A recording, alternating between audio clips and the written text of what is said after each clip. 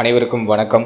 ஜோதிடம் சார்ந்த ஒரு சின்ன புரிதல் எல்லாருக்குமே இருக்கணும் அப்படிங்கிறதுக்காக நம்ம சேனலில் ஒரு புதிய முயற்சி ஒன்று ஸ்டார்ட் பண்ணியிருக்கோம். அதாவது ஜோதிடத்துடைய அடிப்படையில் ஆரம்பித்து நம்மளோட ஜாதகத்தை நாமளே எப்படி பார்க்குறது அப்படிங்கிறது வரைக்கும் முழுமையாக ஒரு காம்பினேஷனாக நம்ம ஒரு வீடியோஸ் பண்ணி தரப்போகிறோம். How to read your chart பேசிக்ஸில் ஸ்டார்ட் பண்ணி how to read your chart வரைக்கும் கம்ப்ளீட்டாக ஒரு சின்ன ஒரு கோர்ஸ் மாதிரி டிசைன் பண்ணியிருக்கோம். நிறைய விஷயங்களை உங்க கூட ஷேர் பண்ணிக்க போகிறேன். தொடர்ச்சியாக ஆதரவு கொடுங்க. நிறைய புது விஷயங்கள், ஜோதிடம் சார்ந்த புது விஷயங்களை உங்கள் காதுகளுக்கு கொண்டு வந்து சேர்க்கறதுக்கு நான் முயற்சி பண்ணுறேன். ஸோ சப்போர்ட் பண்ணுங்கள், சேனலை சப்ஸ்கிரைப் பண்ணிக்கோங்க, இந்த வீடியோவுக்கு லைக் பண்ணி ஒரு என்கரேஜ் பண்ணுங்கள். ஜோதிட ஆர்வமுள்ள உங்களுடைய ஃபேமிலி மெம்பர்ஸ், உங்களோட நண்பர்கள், இவங்க எல்லாருக்கும் இந்த வீடியோவை ஷேர் பண்ணுங்கள். இந்த ஒரு சின்ன ரிக்வெஸ்ட் மட்டும் தான் உங்களுக்கு நான் வைக்கிறேன்.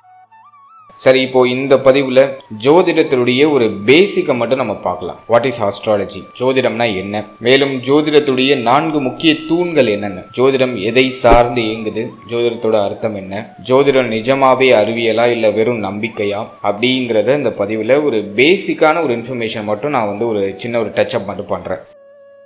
சரி, முதல்ல ஜோதிடம் அப்படின்னா என்ன, வாட் இஸ் ஆஸ்ட்ராலஜி. ஜோதிடம் அப்படிங்கிற வார்த்தையை 2ஆ பிரிச்சோன்னா ஜோதி பிளஸ் இடம் அப்படின்னு பிரியும். இதுல ஜோதி அப்படின்னு பார்த்தோம்னா ஜோதினா ஒளின்னு அர்த்தம், ஒரு லைட், ஒரு வெளிச்சம், அதுதான் ஜோதி அப்படின்னு நம்ம சொல்றோம். அடுத்தது இடம் அப்படின்னா நம்ம இருக்கக்கூடிய இருப்பிடம், கிரகங்கள் இருக்கக்கூடிய இருப்பிடம். ஸோ இதை குறிக்கக்கூடியதுதான் இடம் அப்படிங்கிறது. ஸோ இதை ஒன்று சேர்த்தோம்னா ஜோதிடம். ஒளியின் அடிப்படையில் இருக்கக்கூடிய இடத்தின் அடிப்படையில் ஒரு பலன் நம்ம கணிக்கிறது தான் ஜோதிடம் அப்படின்னு சொல்றோம். அதாவது விண்வெளியில ஒளிரக்கூடிய விண்மீன்கள் மற்றும் கோள்களோட இருப்பிடத்தை வச்சு பூமியில இருக்கக்கூடிய மனிதர்களுடைய வாழ்க்கை எப்படி இருக்கும் அப்படிங்கிறத கணிக்கிற கலைக்கு பேர் தான் ஜோதிட கலை அப்படின்னு சொல்றோம். இன்னும் சிம்பிளா சொல்லணும்னாக்கா, நீங்க ஒரு டேட்ல பிறந்திருப்பீங்க, ஒரு குறிப்பிட்ட நேரத்துல பிறந்திருப்பீங்க. அந்த குறிப்பிட்ட நேரத்துல இந்த விண்வெளியில கிரகங்கள் எந்த இடத்துல பயணிக்குது அப்படிங்கிறத ஒரு ஸ்கிரீன்ஷாட் எடுத்து அப்படி இருக்கும். அதுதான் நம்மளோட ஜாதகம். அதை வச்சுதான் நம்மளுடைய வாழ்க்கை நிகழ்வுகளை நம்ம கணிக்கிறோம். இது ஒரு பேசிக்கான இன்ஃபர்மேஷன். அதாவது ஜோதிடம் அப்படின்னா ஒளி தத்துவத்தை அடிப்படையாக கொண்டு இயங்குவது தான் ஜோதிடம் அப்படின்னு சொல்றோம். சரி, இப்போ அடுத்தது ஜோதிடத்துடைய 4 முக்கிய தூண்கள் என்ன அப்படின்னு நம்ம பார்த்தோம்னா, முதல்ல கிரகங்கள், அடுத்தது ராசிகள், அடுத்தது நட்சத்திரங்கள், அடுத்தது பாவங்கள். இந்த 4 தான் ஜோதிடத்தோட அடிப்படை தூண்கள் அப்படின்னு சொல்றோம். ஃபர்ஸ்ட் கிரகங்கள் அப்படின்னா என்ன? கிரகம் அப்படின்னாக்கா நவ கிரகங்களை நம்ம சொல்றோம். நவம் அப்படின்னா 9ன்னு அர்த்தம். ஸோ கிரகங்கள் மொத்தம் 9 கிரகங்கள் இருக்கு. நம்ம வேதிக் ஆஸ்ட்ராலஜி, வேத ஜோதிடத்தில் நம்ம பயன்படுத்துறது 9 கிரகங்களை தான் நம்ம பயன்படுத்துறோம். அதாவது சூரியன், சந்திரன், செவ்வாய், புதன், குரு, சுக்கிரன், சனி, ராகு, கேது. இந்த 9 கிரகங்களை வச்சுதான் இந்த பாரம்பரிய ஜோதிடம், வேத ஜோதிடம் இயங்குது. அதில் ஒரு கிரகத்துக்கும் ஒரு மாதிரியான குணம் உண்டு. ஸோ அந்த கிரகத்துடைய இன்ஃப்ளூயன்ஸ் எந்த பாவகத்தோட கனெக்ட் ஆகுது, அது ஜாதகருக்கு எந்த மாதிரியான இன்ஃப்ளூயன்ஸை பண்ணும் அப்படிங்கிறத நம்ம ப்ரிடிக்ட் பண்ணி எடுக்கிறோம். ஸோ கிரகங்கள்னா என்னன்னு நம்ம தெரிஞ்சுக்கிட்டோம். 9 கிரகம் இருக்கு. அந்த 9 கிரகத்துடைய பெயர்களை நம்ம தெரிஞ்சுக்கிட்டோம். இப்போ அடுத்தது நம்ம பார்க்கறது ராசிகள். ராசிகள் அப்படிங்கிறது பார்த்தோம்னா மொத்தம் 12 ராசி இருக்கு. அந்த 12 ராசியை நம்மளோட முன்னோர்கள் எப்படி பிரிச்சாங்க அப்படின்னு பார்த்தோம்னா, நம்ம பூமியிலிருந்து பார்க்கும்போது சூரியன் தான் நம்மளை சுற்றி வர மாதிரி தெரியும். அப்படி ஒரு வருஷத்துல சூரியன் ஒரு குறிப்பிட்ட நீள்வட்ட பாதையில் அப்படி சுற்றி வருவாருன்னு வச்சுக்கோங்களேன். இது சின்ன ஒரு கற்பனை தான். பூமியிலிருந்து பார்க்கும்போது சூரியன் தான் நம்மளை சுற்றி வராரு. ஆனால் அறிவியல் ரீதியாக பார்க்கும்போது சூரியனை தான் பூமி சுற்றி வரும். பட் ஜோதிட ரீதியாக நம்ம பார்க்கும்போது பூமி ஒரு இடத்துல நிலையா இருக்கு, சூரியன் ஒரு குறிப்பிட்ட பாதையில சுத்தி வராருன்னு வச்சுக்கலாம். அந்த குறிப்பிட்ட பாதை அப்படிங்கிறது பார்த்தோம்னா 360 டிகிரி கொண்டது தான் அந்த குறிப்பிட்ட பாதை. அதை 12 கூறுகளா நம்மளோட முன்னோர்கள் பிரித்து ஒரு ராசிக்கு 30 பாகை அப்படின்னு பிரிச்சு வச்சிருக்காங்க. அதுதான் 12 பாவகம். 12 × 30 போட்டோம்னா 360 டிகிரி வரும். ஸோ ஒரு ராசி அப்படிங்கிறது 30 பாகை கொண்டது. மொத்த ராசி மண்டலத்துடைய எண்ணிக்கை அப்படின்னா 360. அந்த 360 12ஆ பிரித்து 12 ராசிகளா நம்மளோட முன்னோர்கள் வகைப்படுத்தி வச்சிருக்காங்க. இப்போ 12 ராசிகள் என்ன, அதோட குறியீடுகள் என்ன அப்படிங்கிறது நம்ம பார்க்கலாம். முதல் ராசி மேஷம். மேஷத்தோட குறியீடு இதுதான். இந்த ஸ்கிரீன்ல நீங்க பாக்குறீங்க, அதுதான் அந்த மேஷத்தோட குறியீடு. அதை வரையாடு அப்படின்னு சொல்லுவாங்க. ஆடு சின்னம் அப்படின்னு நீங்க சிம்பிளா நாம வச்சுட்டா போதும். இரண்டாவது ராசி ரிஷபம், அதோட சிம்பிள் உங்களுக்கு ஸ்கிரீன்ல இருக்கு. மூன்றாவது ராசி மிதுனம், 4வது ராசி கடகம், 5வது ராசி சிம்மம், 6வது ராசி கன்னி, 7வது ராசி துலாம், 8வது ராசி விருச்சகம், 9வது ராசி தனுசு, 10வது ராசி மகரம், 11வது ராசி கும்பம், 12வது ராசி மீனம். ஸோ இதுதான் 12 ராசிகள். இந்த 12 ராசிக்கும் ஒரு ராசிக்கும் ஒரு மாதிரியான குணம் உண்டு. ஒரு ராசிக்கும் ஒரு அதிபதி உண்டு. அதை பற்றி நம்ம அடுத்த பதிவில் ரொம்ப தெளிவாக பார்க்கலாம்.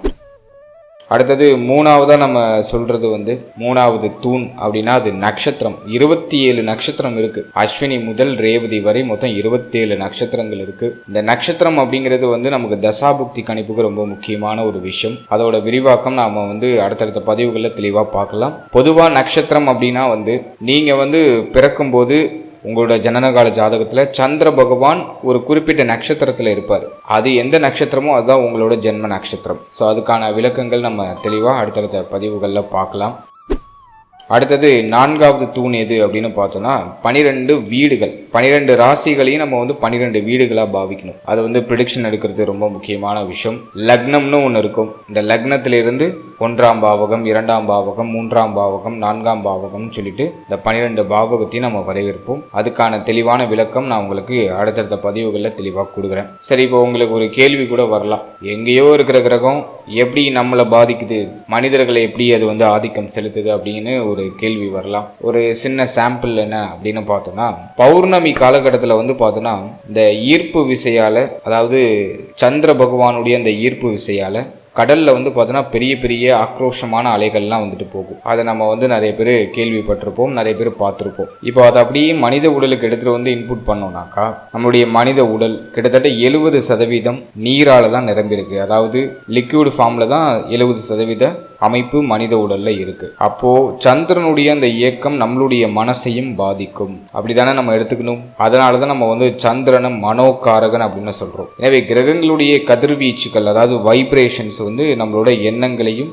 அதன் மூலமா நம்ம எடுக்கக்கூடிய அந்த முடிவுகளையும் பாதிக்குது அப்படிங்கிறது தான் யதார்த்தமான உண்மை. இதுதான் அடிப்படை ஜோதிடத்துடைய அடிப்படை தத்துவம் அப்படின்னு நம்ம சொல்றோம். ஸோ கிரகங்கள் மனிதர்களுடைய எண்ணங்களை எப்படி பாதிக்குது அப்படிங்கிறத ஒரு பேசிக்கா நம்ம வந்து எக்ஸ்பிளைன் பண்ணியிருக்கோம். இந்த ஜோதிடம் அப்படிங்கிற அந்த ஒரு கான்செப்ட் வந்து பல 100 வருடங்களாகவே அப்படியே தொடர்ச்சியாக வந்துக்கிட்டே இருக்குது. நம்ம கூட அப்படியே பயணிச்சுக்கிட்டே இருக்குது. நம்மளோட முன்னோர்கள் இதெல்லாம் எப்படி கண்டுபிடிச்சாங்க அப்படிங்கிறதெல்லாம் ஒரு மாதிரி ஒரு மறைமுக பொருளாகவே இருக்குது, மறைக்கப்பட்ட ஒரு பொருளாகவே இருக்குது. ஜோதிடம் சார்ந்த விஷயங்களெல்லாம் பார்த்து அறிவியலே ஒரு மாதிரி வியந்து போகிற மாதிரியான ஒரு சூழ்நிலைகள்லாம் உண்டு. ஸோ இது சயின்ஸாக எடுத்துக்கிறதா, நம்பிக்கையை எடுத்துக்கிறதா அப்படிங்கிறதுலாம் நம்மளோட தனிப்பட்ட மனநிலையை பொறுத்து. ஆனால் இந்த ஜோதிடத்துடைய கான்செப்டை முழுக்க பார்த்தோம்னா கணிதம், அறிவியல் சார்ந்ததான் மேக்சிமம் இருக்கு. அந்த பலன்கள் எடுக்கிற அந்த விதத்தில் மட்டும்தான் ஒரு சில முரண்பாடுகள் அப்படிங்கிறது வருது. ஸோ இது வந்து அறிவியலாக எடுத்துக்கலாம், கணிதமாக எடுத்துக்கலாம். இது வந்து ஒரு கால்குலேஷன் தான். இந்த கால்குலேஷன் நம்ம கரெக்டாக போட்டோம்னாக்கா அது கரெக்டாக பலனை கொடுத்துரும். ஸோ என்னுடைய பார்வைக்கு இது வந்து ஒரு அறிவியல், ஒரு கணிதம், ஒரு பேரறிவு, ஒரு பேராற்றல் கொண்ட ஒரு சப்ஜெக்ட் அப்படின்னு தான் நான் சொல்லுவேன். இது வந்து ஒரு பெரிய கடல். இதில் கரையை கண்டவர்கள் எவரும் இல்லை அப்படிங்கிறது தான் உண்மை. ஜோதிடத்தில் நிறைய வகைகள் இருக்கு. அதாவது பாரம்பரிய ஜோதிடம்னு ஒரு கான்செப்ட் இருக்கு, கேபி சிஸ்டம்னு சொல்லிட்டு ஒரு கான்செப்ட் இருக்கு, ஜெமினி சிஸ்டம்னு ஒரு கான்செப்ட் இருக்கு. ஜோதிட சிஸ்டத்திலே நிறைய கான்செப்ட் இருக்கு. ஆனா ஒரு சிஸ்டமும் ஒரு மாதிரி தனித்துவமானது. நம்ம பிறந்த நேரத்தை வச்சு கணிக்கிறது ஜாதகம். பிறந்த தேதி, பிறந்த நேரம், பிறந்த ஊர், இதை அடிப்படையாக கொண்டு பார்க்கப்படுவதுதான் பாரம்பரிய ஜோதிடம். கேபி சிஸ்டத்திலையும் அப்படிதான் வரும். ஜெமினி சிஸ்டமும் ஆல்மோஸ்ட் அப்படிதான். அடுத்தது பிறந்த நேரம் தெரியாதவர்களுக்காக உருவாக்கப்பட்டது வந்து பிரசன்ன முறை. ஜாதகருக்கு ஒரு மனசுல ஒரு கேள்வி இருக்கும், ஆனா அவங்களுக்கு பிறந்த நேரம் துல்லியமா தெரியாது. அப்போ பிறந்த நேரம் தெரியாதவங்க பிரசன்ன முறை மூலமாக தன்னுடைய கேள்விகளுக்கு பதில் கண்டு கொள்ளலாம் அப்படிங்கிறது ஒரு கான்செப்ட் இருக்கு. இந்த பிரசனத்துல நிறைய பிரசனம் இருக்கு. அஷ்டமங்கல பிரசனம், கடிகார பிரசனம், இப்படி நிறைய பிரசன முறைகள் இருக்கு. அடுத்தது ஒரு சுபகாரியம் செய்யறதுக்கு நேரம் குறிக்கக்கூடிய ஒரு அமைப்பை வந்து முகூர்த்தம் அப்படின்னு சொல்றோம். அது ஒரு தனி கான்செப்ட், தனி சிஸ்டம். இதை தவிர கைரேகை பார்த்து பலன் சொல்றது, கைரேகை, எண் ஜோதிடம், நியூமராலஜி இப்படின்னு சொல்லிட்டு ஜோதிடம் துறை அப்படிங்கிறது வந்து ஒரு மாதிரி ரொம்ப பெரிய துறையா இருக்கு. இதுல எல்லாராலையும் எல்லாத்தையுமே கத்துக்க முடியாது. ஆனா தேவையான அளவுக்கு நம்மளால உறிஞ்சி எடுத்துக்க முடியும் அப்படிங்கிறது தான் உண்மை. சரி, இப்போ நம்ம பார்க்க போகிறது பாரம்பரிய ஜோதிடம். ஜோதிடத்துடைய முக்கிய அமைப்புகள்லாம் என்னென்ன அப்படிங்கிறத பேசிக்லேருந்து ஸ்டார்ட் பண்ணி நம்ம ஜாதகத்தை நாமளே பார்க்குறது எப்படி அப்படிங்கிறது வரைக்கும் ஒரு சின்ன கோர்ஸ் மாதிரி நான் டிசைன் பண்ணி எடுத்துகிட்டு வந்திருக்கேன். ஸோ அதை நான் படிப்படியாக நான் வந்து டைம் இருக்கும்போது க்ரியேட் பண்ணி உங்களுக்கு நான் அப்லோட் பண்ணிடுறேன். வீடியோஸ் வந்து தொடர்ச்சியாக மேக்ஸிமம் வந்துடும். ஸோ முழுமையாக பார்த்து பயன்பெறுங்க. கடைசியாக ஒரு விஷயம் என்னன்னாக்கா, விதியையும் மதியால் விழலாம் அப்படிங்கிறது நம்ம முன்னோர்களுடைய ஒரு வாக்கு. ஜோதிடம் அப்படிங்கிறது வந்து நம்மளோட லைஃபோட ஒரு ரோட் மேப் மாதிரி தான். இந்த ரோட் மேப்ல எங்க ஸ்பீட் பிரேக்கர் வரும், எங்க பள்ளம் இருக்கு, எங்க மேடு இருக்கு, அதை வந்து தெரிஞ்சுக்கலாம். நடக்க போறதை யாராலையும் தடுக்க முடியாது. ஆனால் ஒரு அசம்பாவிதம் நடக்க போகுது அப்படிங்கிறது நம்ம அண்டர்ஸ்டாண்ட் பண்ணிட்டோம்னாக்கா கொஞ்சம் அதுக்கு ஆயத்த நடவடிக்கைகள் எடுத்து தயாராகிடுவோம். அந்த பிரச்சனையை ஃபேஸ் பண்ணுறதுக்கு நம்ம தயாராகிடுவோம். அதுக்கு தான் அந்த ஜோதிடத்தை பயன்படுத்தணும். நமக்கு விதிக்கப்பட்டிருக்க ஒரு விஷயத்த ஒரு காலத்துலையும் நம்மளால் மாற்ற முடியாது. ஆனால் நமக்கு என்ன விதிக்கப்பட்டிருக்கு அப்படிங்கிறத தெரிஞ்சுக்கிட்டு அது ரொம்ப ப்ராப்ளமேட்டிக்கான ஒரு விஷயமா இருக்குனாக்கா அதை சரி பண்ணுறதுக்கான முயற்சிகள், அதை ஃபேஸ் பண்ணுறதுக்கான முயற்சிகள், நம்மளை தயார்படுத்தி அந்த சூழ்நிலையை எதிர்கொள்ளக்கூடிய இந்த ஒரு வல்லமையை நம்மளால் கிரியேட் பண்ணிக்க முடியும். அதுக்கு தான் அந்த ஜோதிடம் அப்படிங்கிற ஒரு கான்செப்டை கிரியேட் பண்ணியிருக்காங்க. ஸோ இதை நம்ம இந்த புரிதலோடு இந்த ஜோதிடத்தை நம்ம பயன்படுத்தணும்னாக்கா நம்ம லைஃபுக்கு ரொம்ப யூஸ்ஃபுல்லான ஒரு சப்ஜெக்டாக அந்த ஜோதிடம் இருக்கும். போக போக இது நிறைய உங்களுக்கு அண்டர்ஸ்டாண்ட் ஆகும். அடுத்தடுத்த பதிவுகளில் நம்ம இன்னும் தெளிவாக இன்னும் நம்ம விரிவாக பார்க்கலாம். இதில் ஒரு சின்ன ஒரு இன்ட்ரோ கொடுக்கணுங்கிறதுக்காக நான் அந்த வீடியோ பண்ணியிருக்கேன். அடுத்தடுத்த பதிவுகள்லாம் உங்களுக்கு இன்னும் தெளிவாக ரொம்ப எளிமையாக புரிகிற மாதிரியான ஒரு அமைப்பில் வரும். ஸோ சப்ஸ்கிரைப் பண்ணி சப்போர்ட் பண்ணுங்கள், வீடியோக்கு லைக் பண்ணுங்கள், உங்கள் ஃபேமிலி அண்ட் ஃப்ரெண்ட்ஸ் கூட ஷேர் பண்ணிக்கோங்க. உங்களோட கருத்துக்கள் எல்லாத்தையும் கமெண்ட் செக்ஷனில் பதிவு பண்ணுங்கள். நீங்கள் பதிவிடுற கருத்துக்கள் எல்லாத்தையும் நான் தொடர்ச்சியாக படிச்சுட்டே வரேன். ஸோ இந்த சின்ன சர்வீஸை யூஸ் பண்ணிக்கோங்க. என்னுடைய மனமார்ந்த வாழ்த்துக்கள். And finally very limited time. So be cool, stay happy, stay healthy and enjoy. வாழ்த்துக்கள். இறைவனுடைய அருளும் நவகிரகங்களுடைய ஆசீர்வாதமும் உங்களுக்கும் உங்களுடைய குடும்பத்தாருக்கும் முழுமையாக கிடைக்கட்டும். நன்றி, வணக்கம்.